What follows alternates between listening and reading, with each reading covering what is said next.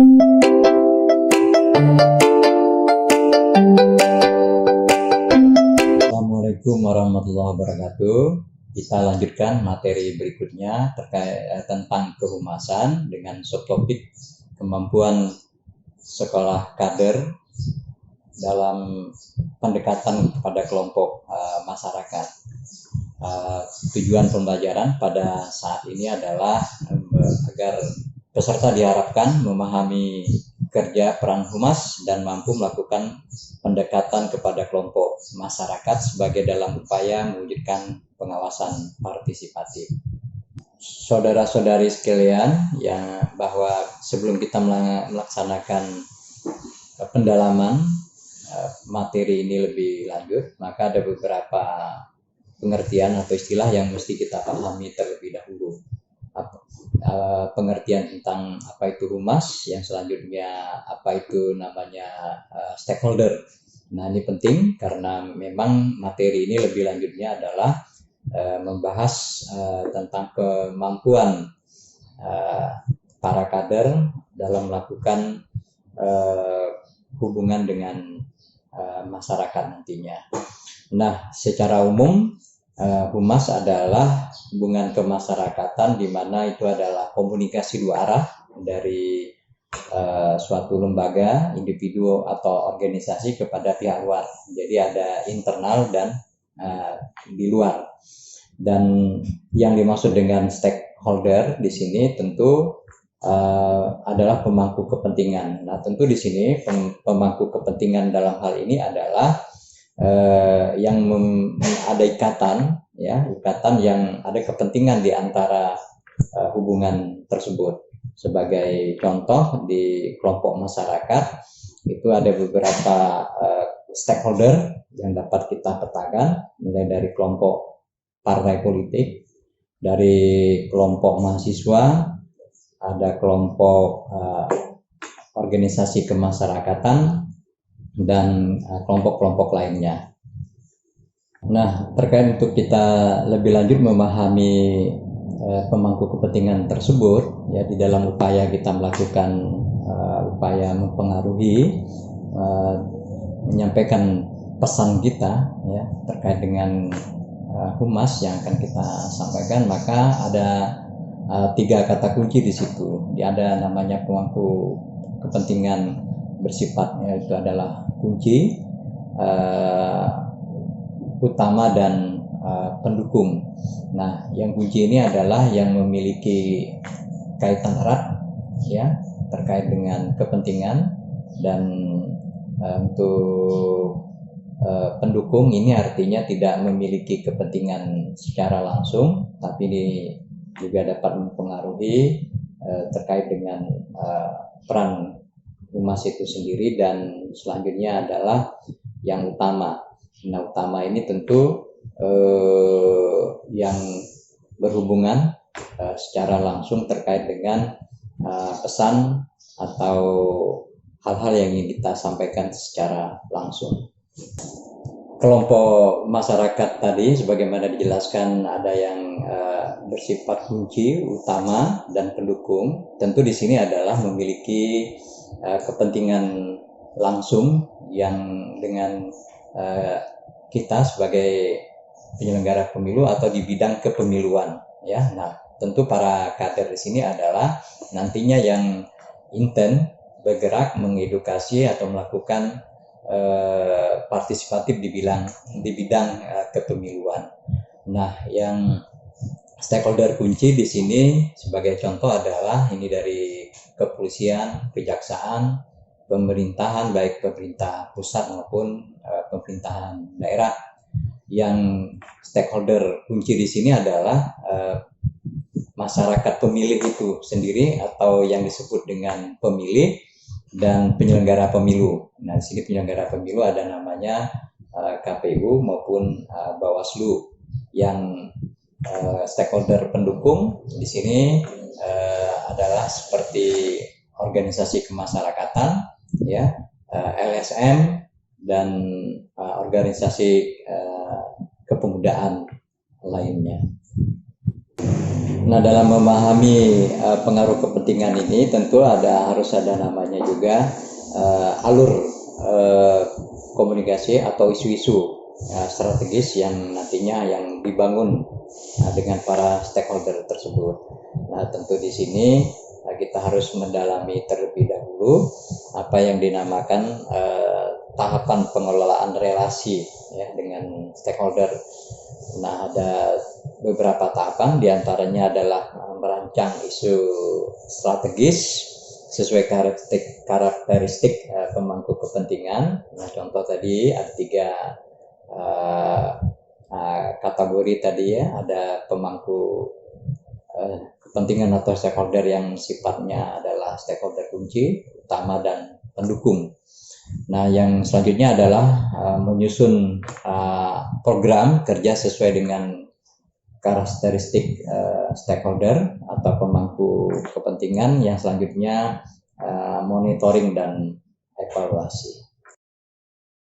Nah, setelah kita memahami tadi ya terkait dengan beberapa strategis relasi hubungan dengan pihak stakeholder, tentu ada suatu hal yang harus kita kuasai di sini adalah yang namanya elemen kunci. Baru masuk di sini namanya peran dari humas itu sendiri dalam membangun tadi relasi, dan selanjutnya ada namanya komunikasi media terpadu dan hubungan kelembagaan. Nah, pada saat ini kita hanya lebih detail atau lebih fokus untuk membahas tentang peran humas itu sendiri.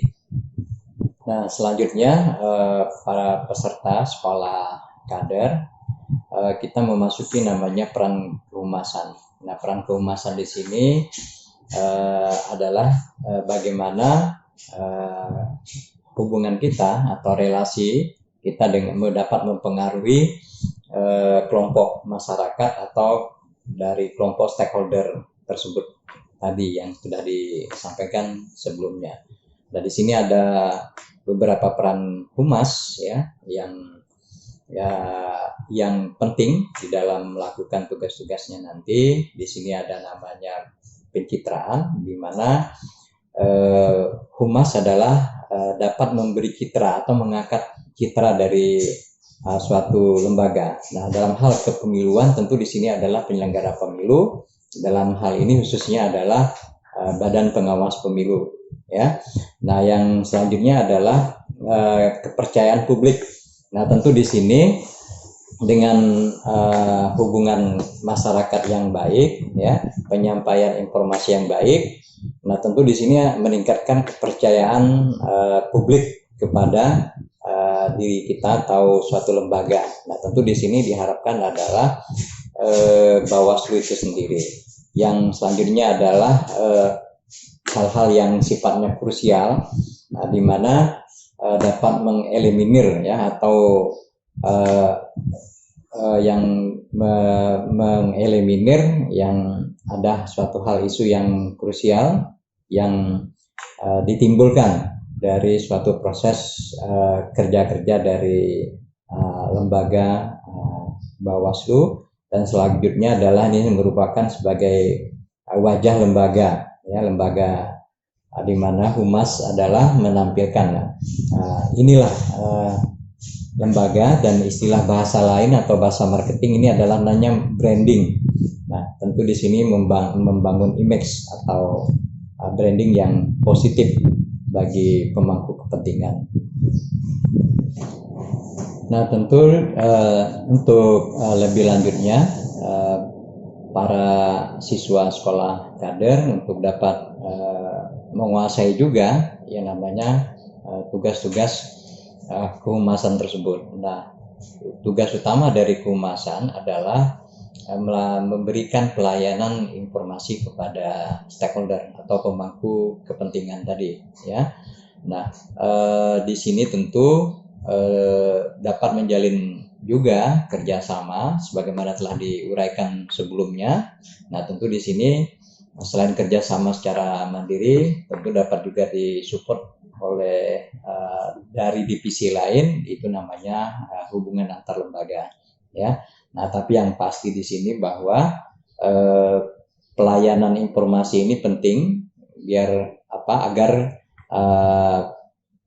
apa yang akan kita sampaikan, ya, citra lembaga tadi, ya, penanganan krisis atau manajemen krisis, ya, branding, dan dalam rangka pengawasan kepada pihak stakeholder, ya, dalam yang stakeholder utama terutama di sini adalah basisnya adalah masyarakat luas atau pemilih itu sendiri. Nah, ini dapat disampaikan sehingga dengan hal demikian ini dapat mempengaruhi pola pikir atau dapat mempengaruhi simpatik dari stakeholder tersebut kepada lembaga kita sendiri, khususnya Bawaslu. Nah, sebagai humas, nah tentu di sini harus ada azas yang harus kita pegang. Nah, azas humas di sini mesti bersifat jujur, objektif, ya, terbuka, profesional. Ya, yang kedua akuntabel. Nah, ini penting. Apabila kita tercederai di sini, tentu ini akan mempengaruhi kemampuan kita nantinya atau hubungan kita dengan stakeholder atau pemangku kepentingan. Nah, jadi ini penting, ini sebagai dasar, ya. Yang selanjutnya adalah terkait dengan etika dari humas itu sendiri. Nah, tentu di sini ada rambu-rambu yang mengaturnya di sini, ya. Kalau dari kita sebagai lembaga negara tentu harus sesuai dengan ketentuan yang telah diatur oleh peraturan perundang-undangan atau pengaturan kode etik terkait dengan kehumasan di pemerintahan. Nah, yang selanjutnya adalah humas juga harus memiliki karakter, ya. Nah, tentu di sini karakter humas ya harus mampu bagaimana membangun komunikasi dengan lembaga masyarakat, dengan stakeholder, ya, dengan beberapa lapisan stakeholder tadi, ya, sudah diuraikan sebelumnya. Ada 3 kategori tadi. Ada stakeholder yang sifatnya kunci, utama, maupun yang pendukung. Nah, yang pendukung di sini ke lembaga, ke masyarakat, ya. Nah, yang selanjutnya adalah pencitraan, ya, atau citra. Nah, di sini tentu bagaimana menjaga citra lembaga itu senantiasa tetap positif, ya. Jadi di sini positif di mata stakeholder, sehingga ini dapat mempengaruhi penilaian, ya, stakeholder kepada lembaga kita. Yang selanjutnya adalah tentu di sini ada pernyataan resmi, ya, mewakili pernyataan resmi. Nah, tentu hal-hal yang sifatnya yang sudah terukur, resmi, ini yang disampaikan oleh humas kepada stakeholder atau pemangku kepentingan lain. Saudara-saudari siswa sekolah kader, ya, beberapa uraian telah kami sampaikan tadi. Maka yang terakhir adalah sebagai peran humas, ya, untuk dapat kita mempengaruhi kelompok masyarakat atau pemangku kepentingan atau stakeholder. Maka di sini tentu kesimpulannya juga bahwa kita harus mampu ada saluran komunikasi, ya, atau yang harus kita dapat sampaikan.